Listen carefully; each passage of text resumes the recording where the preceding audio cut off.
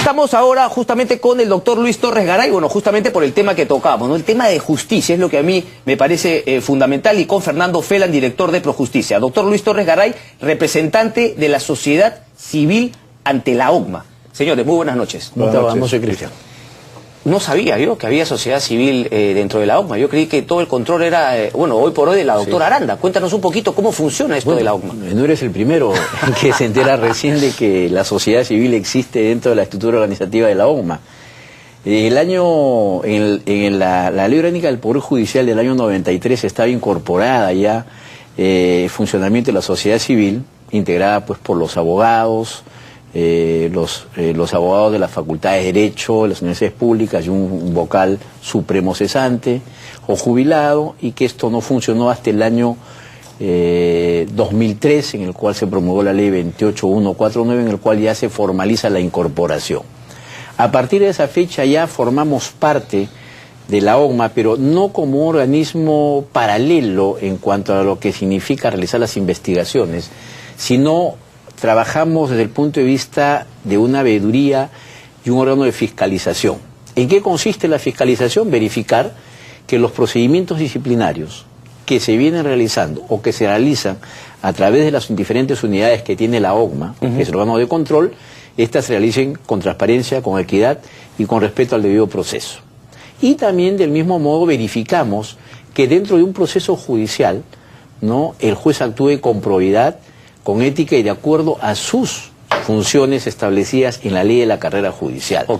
Cuando nosotros detectamos ese tipo de situaciones, tenemos la posibilidad de llamar al juez, decirle qué es lo que está sucediendo con la tramitación de un proceso, y si es que las cosas son factibles de dar solución en ese momento, que en la mayoría son por retardo, se da solución al tema. Pero no necesariamente tiene que haber habido una queja frente a la OCMA para que ustedes puedan llamar a este juez, ¿o sí? No, necesariamente ante la OCMA no, pero nos pueden hacer llegar su preocupación a la sociedad civil, como cuando hacemos nuestras visitas paralelas a las que realiza la OCMA en las diferentes cortes del país.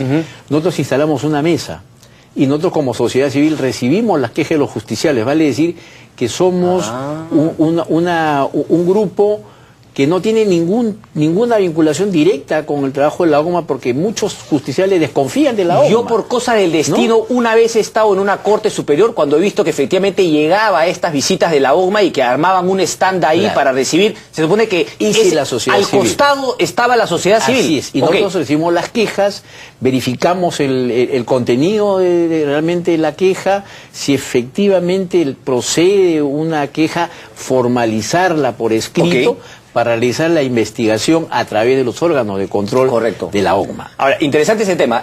Fernando, un poco para que la gente le quede claro, ¿no? ¿A qué se dedica exactamente la OCMA, y por qué crees tú que, como dice el doctor Torres Garay, a veces la gente no confía en la OCMA? Mira, lo que sucede es que la OCMA normalmente es como un órgano donde siempre quien lo preside, normalmente su siguiente paso es convertirse en presidente de la Corte Suprema. Es una cosa muy peruana. Como en los barcos, aquel que tiene un rol en una parte del barco luego termina siendo el almirante de todo el barco. En el caso de la OCMA, las investigaciones, las denuncias públicas como las que hace el IDL o Projusticia o la gente común y corriente de los medios, terminan siendo materia de investigación como las denuncias de la gente bajo un sistema que llaman ODECMAS. El gran problema, y lo sabe la doctora Aranda, que me parece una persona intachable, es que las ODECMAS las presiden vocales superiores de la misma zona. Te pongo un ejemplo muy breve. Trujillo. Trujillo es probablemente un lugar donde hay mucho trabajo, mucha tradición jurídica.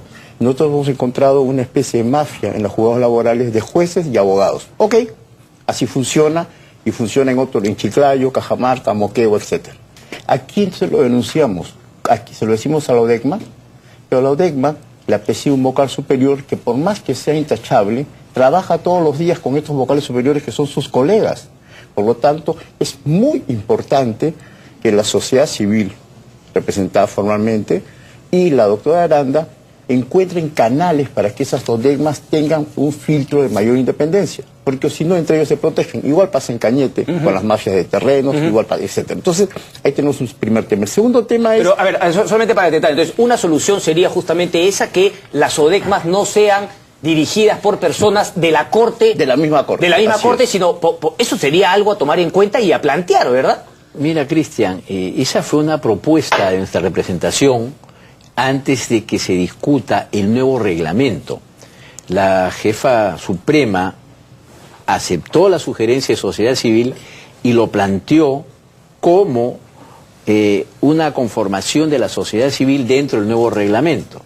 Lamentablemente en el tema de la discusión parece que se excluyó, ¿no?, esa conformación, porque nosotros en las visitas que realizamos determinamos que efectivamente no podía haber una investigación imparcial ni una actuación transparente por dos cosas. Primero, porque había vínculo de familiaridad entre los mismos magistrados, y en segundo lugar porque muchas veces han votado algunas causas que en algún momento llegan a conocerse vía queja de la conducta funcional de los magistrados. Entonces no hay la transparencia, no hay la equidad y sobre todo no hay la libertad para que el magistrado que dirige la ODEGMA tenga pues la suficiente voluntad y sobre todo para que tenga algo que es importantísimo, la obligación de hacer cumplir sus funciones como establece el reglamento.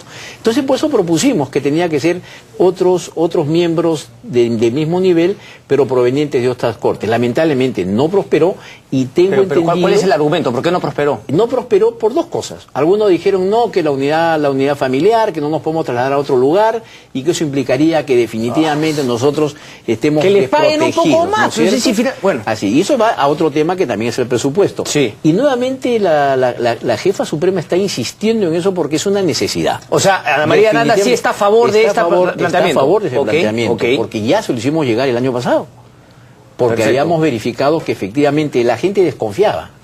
¿Por qué? Porque numerosos procesos que se encontraban en tramitación para investigación no se daban solución inmediatamente, se demoraban 1 o 2 años y consecuentemente eso generaba la desconfianza y sobre todo ya no había la credibilidad del justiciable en el órgano de control de esa corte. Tal cual, tal cual. Cuéntame un poquito más de Trujillo, Fernando, porque siempre es bueno partir de algo específico para ahí entender un poquito cuál es el problema a nivel nacional. Muy simple, el Perú tiene hoy unas nuevas reglas, la reforma procesal laboral, es decir, un trabajador tiene un proceso ahora mucho más rápido. Si el empresario no puede probar en contra de lo que demanda el trabajador, en un instante eso queda a favor del trabajador y se pone una indemnización.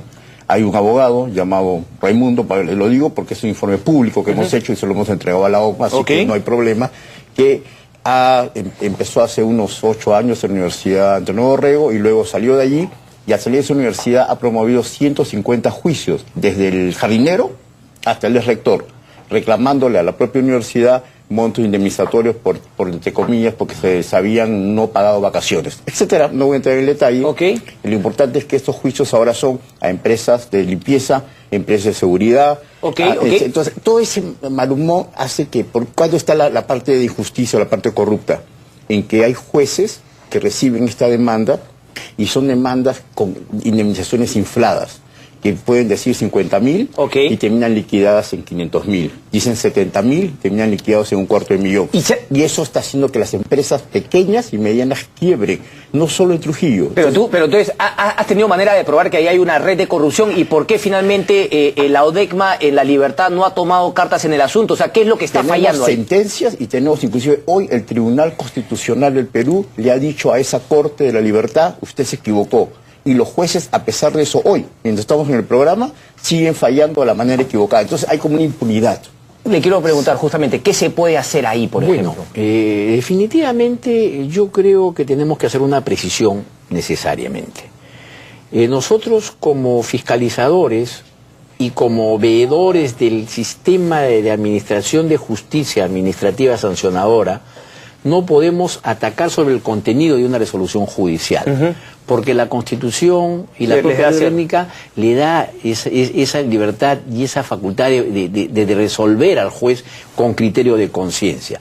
Lo que nosotros observamos es que dentro del proceso no se quiebre el procedimiento establecido. Si existe una quiebra de lo que se habla mucho ahora, la transgresión al debido proceso, es ahí donde realmente se realiza ya la investigación para poder aplicar la sanción de acuerdo a la gravedad de la infracción cometida por el magistrado. Lo que sucede en el presente caso es que definitivamente Yo estoy convencido porque hemos estado por Trujillo este año y no hemos tenido ninguna queja en ese sentido, porque no vamos a discutir la decisión judicial, pero sí vamos a analizar la inconducta funcional por haber transgredido el debido procedimiento. Y me explico de una manera muy puntual.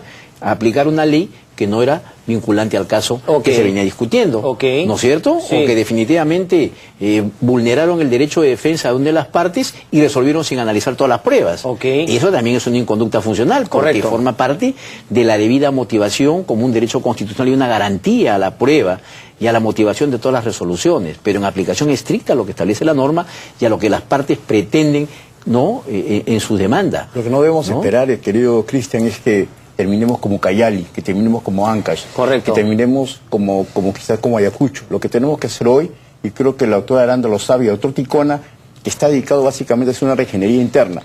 Casi estamos viendo pocos resultados para el justiciable de manera pública. La gente cree que Ticona no hace nada. Yo sí creo que hace cosas hacia adentro, pero la OCMA debería acompañar resultados hacia afuera. Definitivamente, la OCMA tiene que tener una capacidad más preventiva y debería mirar que sí existen redes, o en Cañete, o en Trujillo, otros lugares. Claro, en todo caso, eso es un buen punto, porque quizá no tanto Ticona, sino más que todo Aranda, como jefa de la OCMA, es la que puede hacer más por cambiarle la cara al Poder Judicial de cara a la población. La percepción que tenemos nosotros como parte de sociedad civil dentro de la OCMA, porque no formamos directamente parte de la OCMA, vemos que existe esa intención por parte de la Jefatura Suprema, pero entendemos de que existe un pequeño inconveniente, y lo digo pequeño porque es un tema presupuestal. Si nosotros como sociedad civil tendríamos consolidadas nuestra representación en todas las cortes superiores a través de las ODECMAS, yo te aseguro de que estas cosas se irían manejando de una mejor manera y sobre todo estaríamos, si bien es cierto, no controlando la corrupción, por lo menos estaríamos evitando que ésta siga avanzando sin que nadie le ponga un freno. Y tenemos que establecer también mecanismos disuasivos para poder controlar a la corrupción. Ya lo han dicho, no solamente es el juez, no solamente es el secretario, de repente es el abogado, de repente es el mismo justiciable. Pero tenemos que retomar aquellos aspectos que fueron positivos. Hace mucho tiempo había una unidad de investigación móvil, que es la que detectó a magistrados que estaban recibiendo dinero en lugares fuera de su despacho o en su despacho. Hay muchas cosas por hacer. Correcto, interesante. Nos tenemos que ir desgraciadamente. Solamente propaganda, mañana en Bambamarca, Cajamarca, tenemos nuestros primeros 1000 ronderos que protestan contra los problemas de feminicidio que hay en esa zona. Señores, un placer. Vamos a estar atentos entonces también a lo que hace la sociedad civil en la OCMA. No te muevas, por favor, tranquilito, vamos a despedir el programa. Fiorella. ¿Cómo estamos? ¿Qué tal, Fiorella? Aquí pues ha estado un tema muy interesante hoy día, ¿no? Un poquito dedicado a justicia, pues, que el tema es un pilar pues, fundamental, ¿no? Para que el Perú avance. Claro, el tema de justicia. Claro, la gente dice negocios, empresas, inversión, claro, pero ¿quién va a venir a invertir si es que sabes que puedes tener la justicia de tu lado, pero de repente viene un abogado y te dice que tienes que chancar tanto? Perdón, Lizo, pero si la ley estoy cumpliéndola. Estás en el Perú, papá, estás en el Perú, tienes que soltarla nomás. Claro, pues, seguridad jurídica.